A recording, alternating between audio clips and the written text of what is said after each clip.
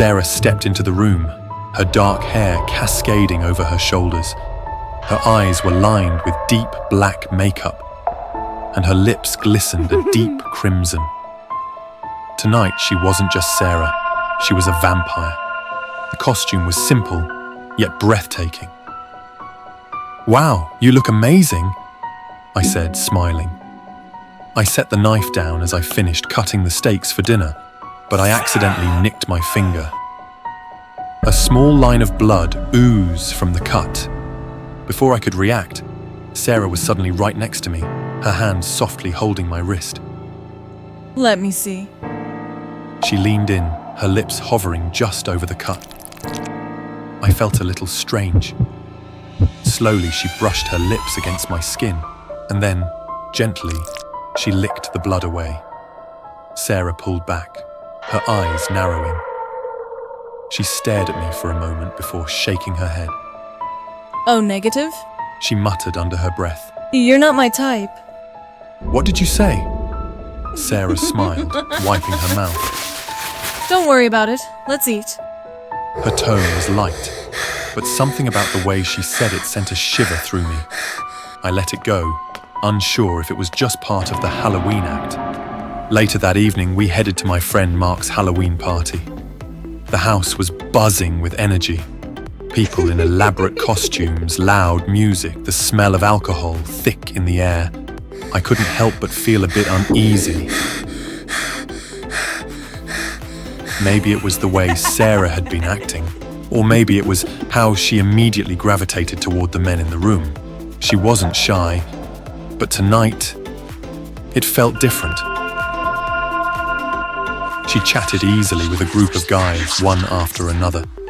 I watched Sarah as she leaned in close to them, her fingers brushing lightly against their arm, her lips close to their neck as if whispering something.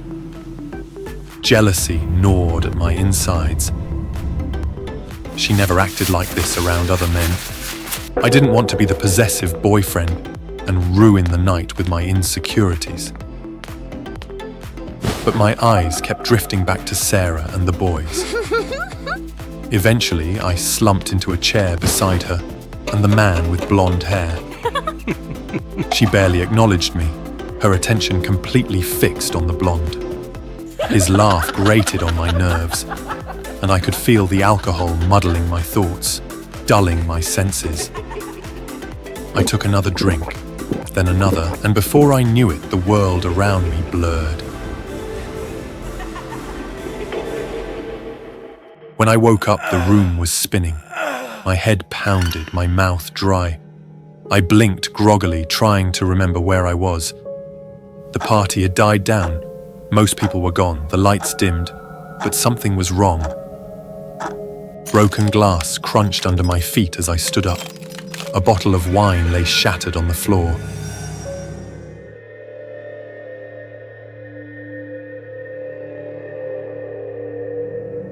I stepped closer, but my stomach churned. It wasn't wine. The dark red was thicker, more vivid. Blood. Panic surged through me, and I rushed to the bathroom to steady myself. I nearly vomited when I saw him.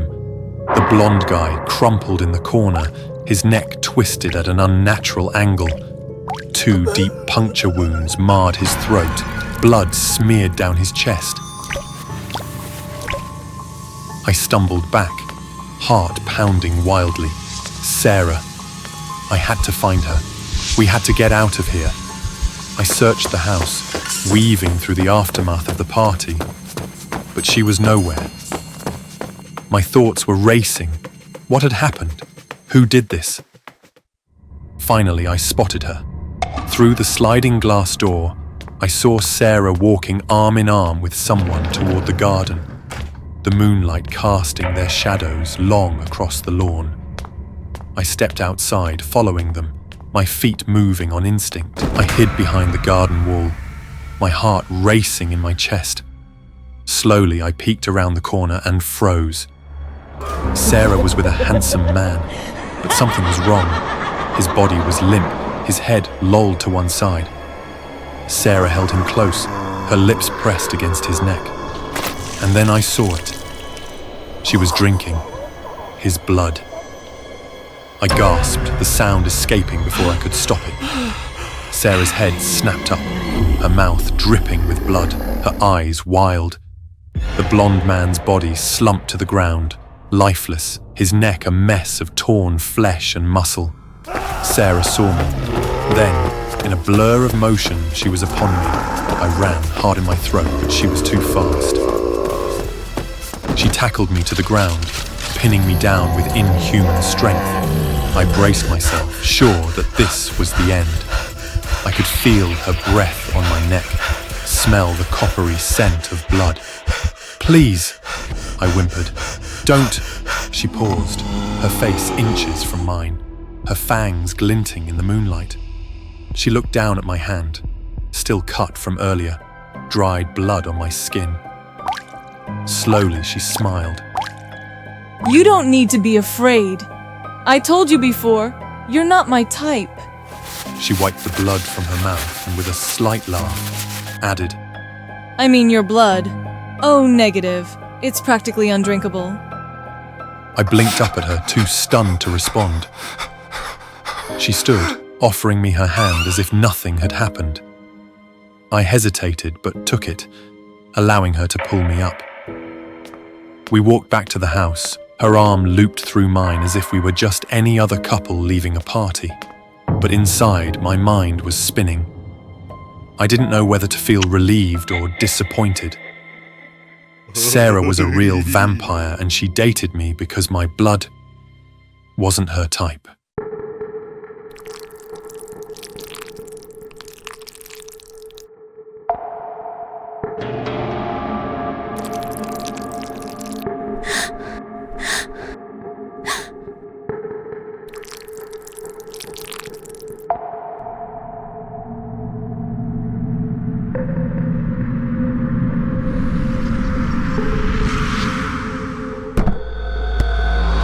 Moving into Eric's house was supposed to be the beginning of a fresh chapter for us. But the moment I stepped through the door, an uneasy feeling washed over me. Eric, a talented painter, had hung his latest work in the living room, a portrait of a beautiful woman with long flowing hair and piercing eyes. From the moment I saw it, I felt a deep discomfort.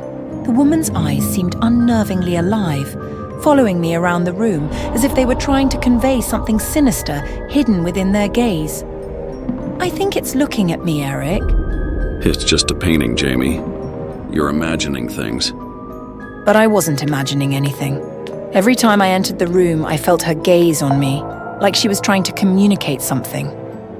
As the days passed, I began seeing her move, or at least I thought I did. It started small, with her eyes shifting slightly in the frame. And then one night, I had a nightmare. The woman stepped out of the painting, her cold hand gripping my arm as she whispered a single word into my ear. Run! I woke up drenched in sweat, my heart racing. I could still feel her presence in the room, her eyes burning into me even in the dark. I couldn't take it anymore. I confronted Eric the next morning, insisting he move the painting out of the bedroom. After some resistance, he finally agreed, relocating it to his office. But instead of feeling relief, things only got worse. Eric became obsessed with the painting, spending hours in his office talking to himself in low, frantic whispers. When he finally emerged, his arms were covered in scratches, as if he'd been in a fight. I asked him about it, but he shrugged me off, saying it was nothing, just an accident. But I knew better. I knew the painting was doing something to him.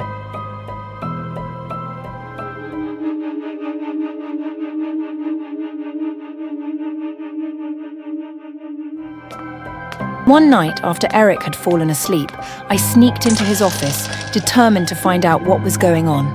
The painting hung on the wall, the woman's eyes now more intense than ever.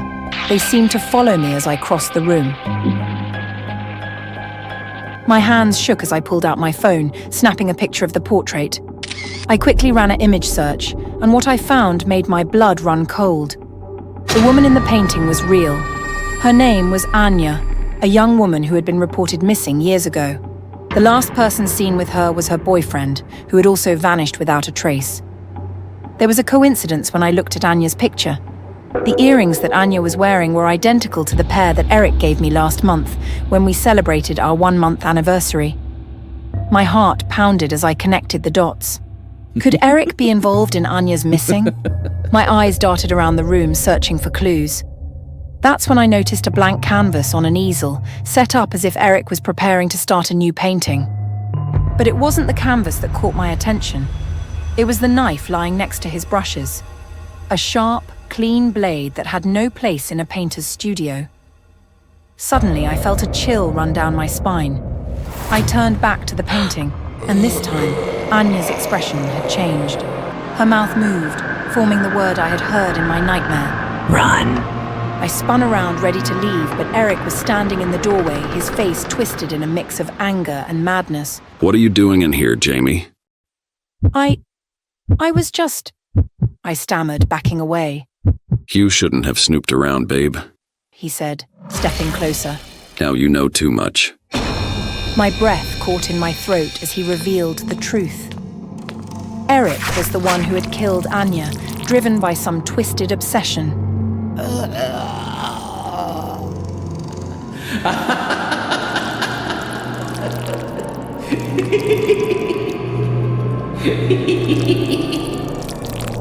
But now, he needed a new muse, a new canvas to save him from his guilt.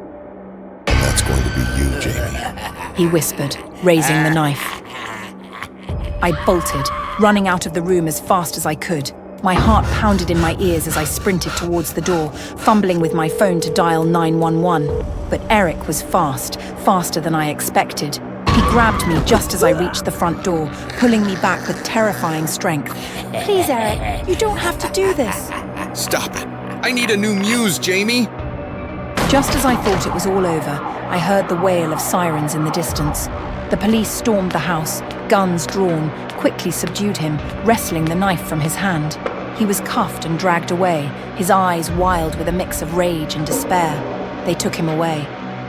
As the police searched the house, they found more than enough evidence to link Eric to Anya's missing, her belongings hidden in his office, the same place where he had kept the painting. And they also found Anya's decaying body in the basement of Eric's house. I never imagined that the person I had been dating for the past few months was a deranged killer. Before I left, I turned back to the house one last time. The painting was still there, hanging in the office.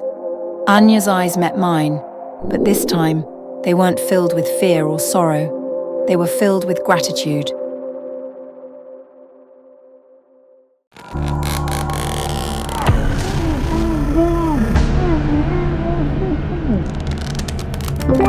Huh?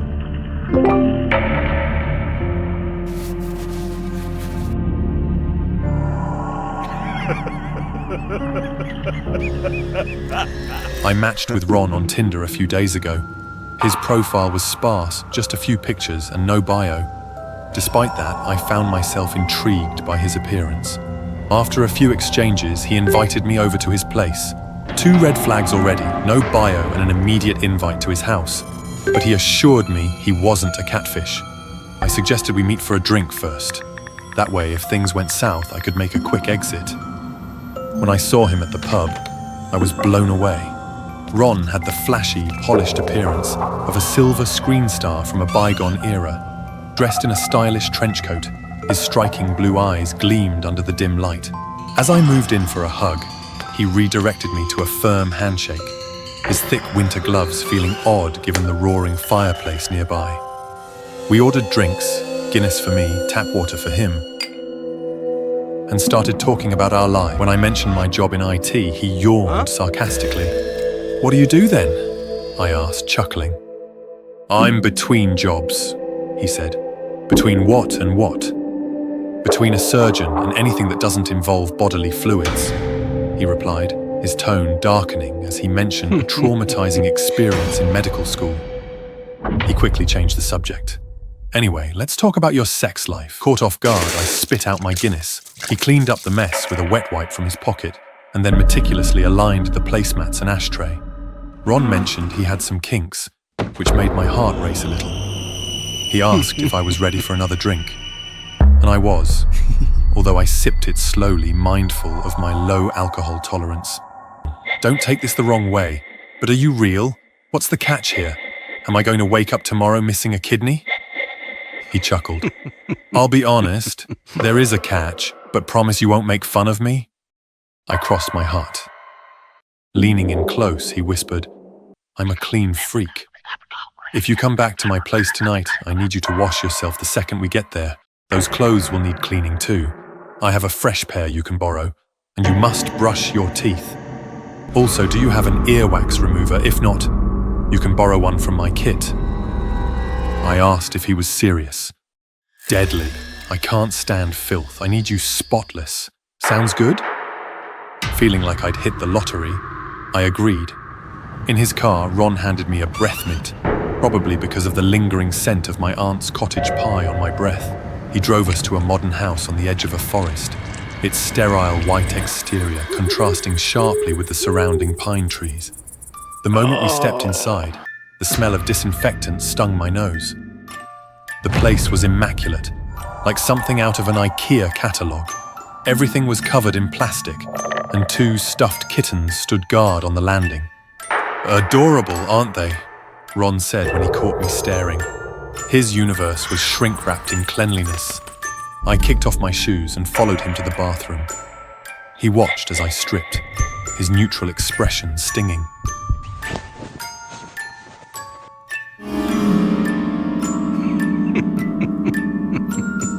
He sealed my clothes in a Ziploc bag and handed me specific soap and shampoo. Fighting the urge to be sarcastic, I stepped into the shower. In the lounge, he handed me a shot of something fruity and sour. We clinked glasses, and I took a seat on the slick plastic sofa. Almost immediately, my head grew heavy, and the air became stale. I fell to the floor, and everything went blurry. I struggled to stay conscious, my brain unable to piece together what was happening. When I looked down, Ron was grinning wickedly, wrapping my legs in shrink wrap like an Egyptian mummy. Shh, this won't take long, he said, straddling me. His lips brushed my ear.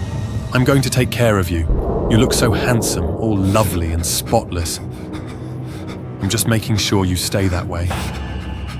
Forever. His tongue slid into my ear. And bite. He bited me. He gently wiped the blood from his lips as if he had just savored a delicious meal, then left to fetch medical equipment. Panic surged through me. I needed to escape. I struggled, but Ron's grip on my ankles tightened. Stop it. You're messing everything up. With all my strength, I rolled off the bed, hitting the wooden floor hard. I opened my mouth to groan, but instead a torrent of vomit erupted, spraying chunks of cottage pie everywhere. I made it to the kitchen and pulled myself up to the counter, searching for a sharp object. I finally grabbed a knife, stabbing at the wrap until my arm came free. Ron burst into the room, a syringe in hand. He lunged at me, but I caught his forearm, smearing vomit across his face with my other hand. He convulsed violently, dropping the needle. I grabbed a pan and hit his head until he went limp. In the hall, I called 911. The operator struggled to understand me, but dispatched help. My memory blurred, and the next thing I knew, emergency responders were surrounding me. At the hospital, Ron claimed I attacked him, but when police searched the area, they found a decomposed body wrapped in plastic, confirming my story. Ron denies any wrongdoing, but with the evidence, he faces justice. For me, I'm recovering mentally and ready to find love again, this time being careful not to ignore any red flags.